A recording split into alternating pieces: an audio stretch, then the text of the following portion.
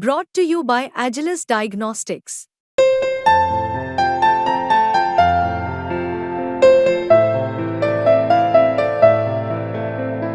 Agilus Diagnostics.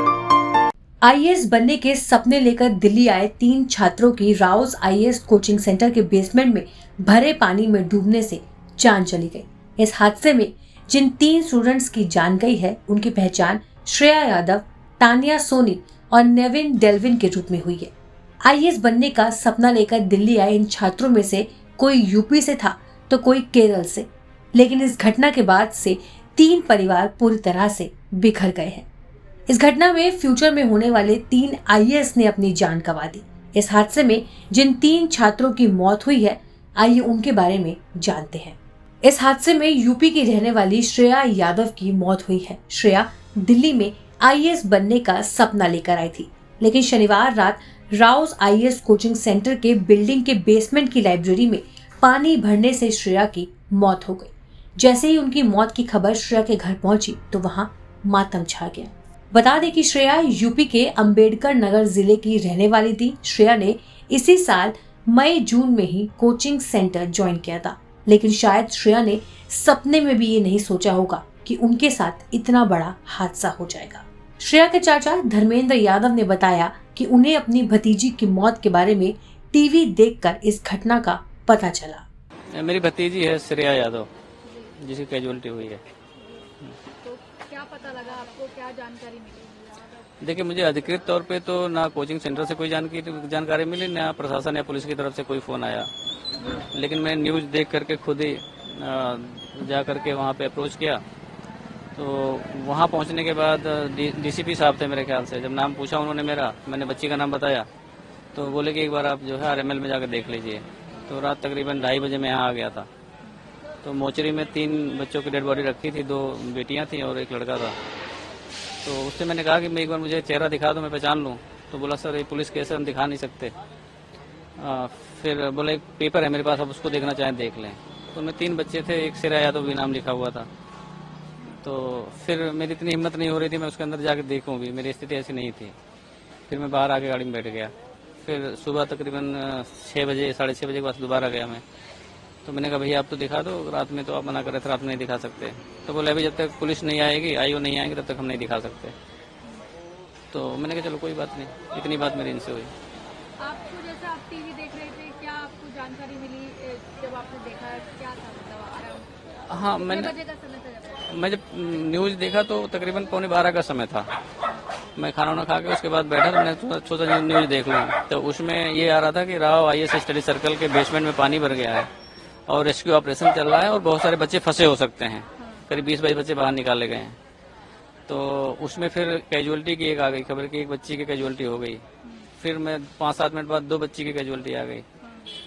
तो चूंकि admission मैं नहीं कराया था तो मुझे पता था कि उसी में है। फिर मैं मुझसे नहीं रहा गया, मैंने कहा कि अब मैं जाके देख के आता हूँ।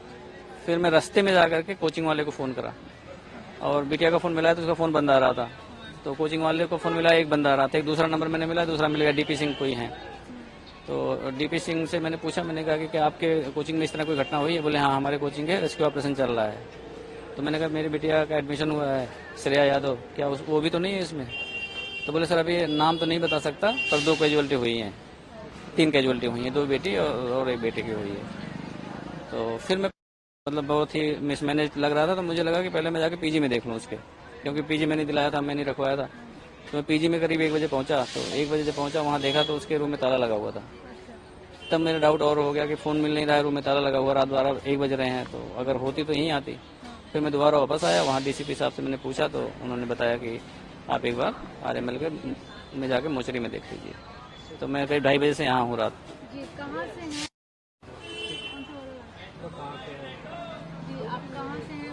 बच्ची की उम्र कितनी है? मैं मूल रूप से अंबेडकर नगर डिस्ट्रिक्ट है, पहले वो फैजाबाद अयोध्या था और अभी अंबेडकर नगर है। और वो मेरी भतीजी है, श्रेया नाम है उसका, और मैं यहाँ गाजियाबाद में रहता हूँ खुद। तो कितने महीनों पहले कराया था आपने? और 4-5 महीने हो गए, मई जून में एडमिशन उसका कराया था मैंने। अभी क्या माता पिता को बता दिया है कौन कौन परिवार से आ रहे हैं? नहीं, आने का तो कोई नहीं आएगा परिवार से जो अम्बेडकर नगर में है। यहाँ पे मेरी सिस्टर रहती हैं और मेरी धर्मपत्नी खुद हैं। बाकी जो मेरा और सर्कल के लोग हैं, मेरा भतीजा रहता है, तो लगभग आधी फैमिली यहीं है, वो सब लोग आ रहे हैं। बाकी गांव वाले जो आने के कारण मैंने उनको मना कर दिया कि हम वापस वहीं आएंगे।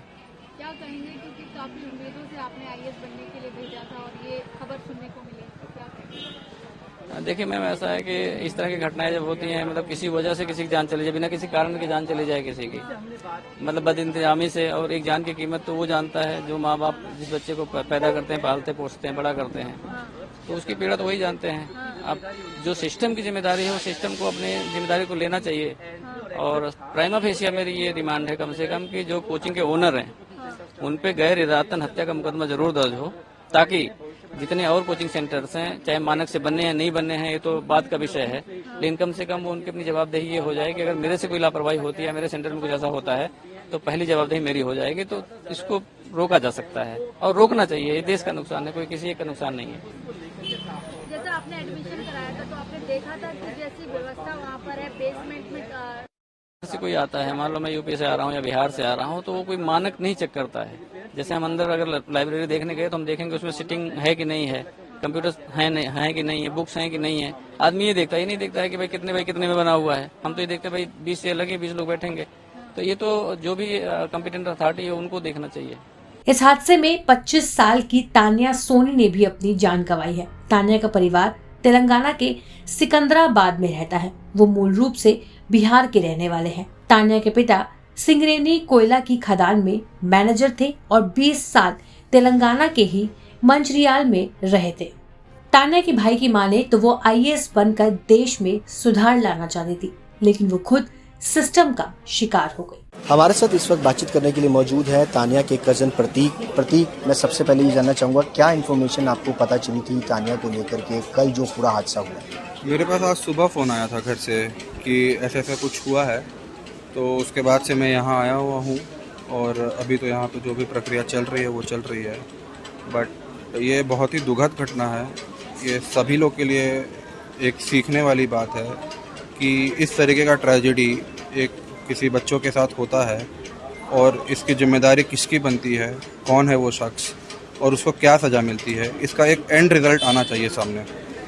आंदोलन करना, मुद्दा उठाना, टीवी पर चलाना वो एक अलग चीज़ है, बट क्या उसका एंड रिज़ल्ट आ रहा है, कौन उसके पीछे था, किसकी कार्रवाई, किस पे कार्रवाई होनी चाहिए, क्या शख्स पे हो रहा है, वो तो हमारे सामने आना चाहिए। तभी जाके बच्चों को इंसाफ मिलेगा। और कोई मामूली बच्चे नहीं है, वो सब बच्चे आईएएस की तैयारी कर रहे हैं, इस देश के ब्यूरोक्रेट्स बनेंगे। उनके साथ अगर ये हादसा हो रहा है, इस तरीके का हादसा हो रहा है, तो आप ये सोचिए कि बच्चे इस देश में कितने सुरक्षित हैं। इंस्टीट्यूट की भी एक लापरवाही मानते, पूरी नेग्लिजेंस है कहीं ना कहीं। ये तो जांच का विषय है कि उनके पास सारे सर्टिफिकेट्स थे कि नहीं थे, लाइब्रेरी खोलने का परमिशन था कि नहीं था, और अगर था तो वो किसने दिया, किस ग्राउंड्स पे दिया, ये जानना बहुत ज़रूरी है। कि आप जाकर राजेंद्र नगर देख लीजिए, सारे इंस्टीट्यूट्स वैसे ही खुले हुए हैं। क्या सबके पास प्रॉपर डॉक्यूमेंट है? और वो कौन डॉक्यूमेंट चेक करता है? और अगर कोई नहीं चेक करता है तो किसकी जिम्मेदारी है? किसी भी सरकार को पे जिम्मेदारी डालने से पहले वो इस इंसान पे डालिए कि कौन उसका टेक केयर कर रहा था, जो उसको सही तरीके से जांच करके खोलने का परमिशन दे रहा है। पानी जिस तरीके से भरा उसकी भी इन्फॉर्मेशन आपको मिल पाएगी? नहीं, मेरे पास उसकी इन्फॉर्मेशन नहीं है, बट ये बहुत सोचने वाली बात है कि पानी अचानक से कैसे भर गया बेसमेंट में कि बच्चे निकल नहीं पाए। ये एक बहुत बड़ा जांच का विषय है कि पानी का निकलने का कोई सिस्टम भी नहीं था या अचानक से पानी कैसे आया। ये तो एक बहुत बड़ा जांच का विषय होना चाहिए।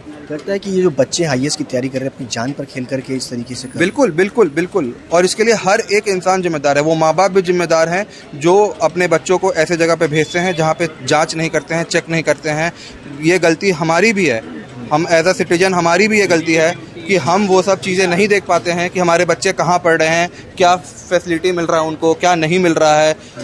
ये सर है, ये बहुत बड़ा ट्रेजेडी है। आज 3 बच्चे मरे हैं, बहुत मर सकते थे। अब आप लोगों की मांग क्या है? सर मेरी मांग तो बस, मेरी मांग सीधे देखिए, मैं पेरेंट्स आएंगे, पेरेंट्स जो बताएंगे, पेरेंट्स का ही डायरेक्शन पे हम लोग को चलना है। लेकिन मेरी मांग, अगर आप एक नागरिक के नाते मेरी मांग जानते हैं, तो मैं मांग मेरी बस इतनी ही है कि जो भी इसका जिम्मेदार है उसको सज़ा मिलनी चाहिए, और छोटा मोटा सज़ा नहीं, ऐसी सज़ा मिलनी चाहिए कि पूरा हिंदुस्तान इसको याद रखे और आने वाले टाइम में कोई भी ऐसी गलत काम करने से पहले उसको चेक करें। तान्या, एक आखिरी सवाल, तान्या जो है वो कब पढ़ने के लिए यहाँ पर जो है वो आई थी, किस सन के अंदर आई थी और कैसा उनका वो था जब उनको लास्ट कोई बातचीत हो पाई थी? नहीं, मेरी से तो अभी बहुत लंबे टाइम से बातचीत नहीं हो पाई थी।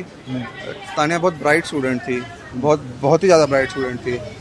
अब मैं इसके बारे में आपको क्या बोलूँ, अब जो था वो तो था, लेकिन ये मेरी बस मांग आप लोग को यही है कि इसके पीछे जो भी हैं, जो भी सिस्टम इसके पीछे इन्वॉल्व है, उन सबको कड़ी कार्रवाई मिलनी चाहिए। क्या सपने थे इस तानिया के?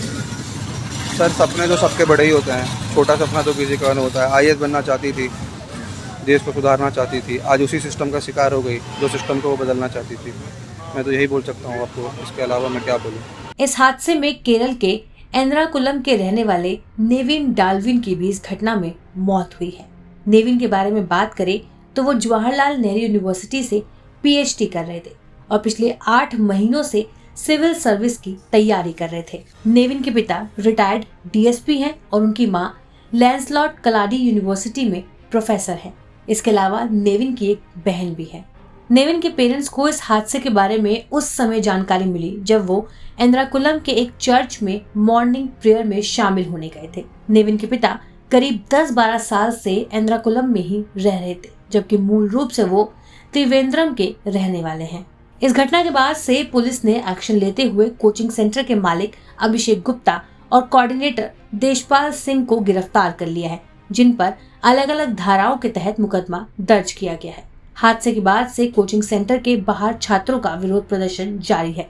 छात्र MCD और कोचिंग सेंटर के खिलाफ नारेबाजी कर रहे हैं। प्रदर्शनकारी छात्रों का कहना है कि MCD ने कहा है कि ये आपदा है, लेकिन ये पूरी तरह से लापरवाही है। न्यूज़ तक ब्यूरो।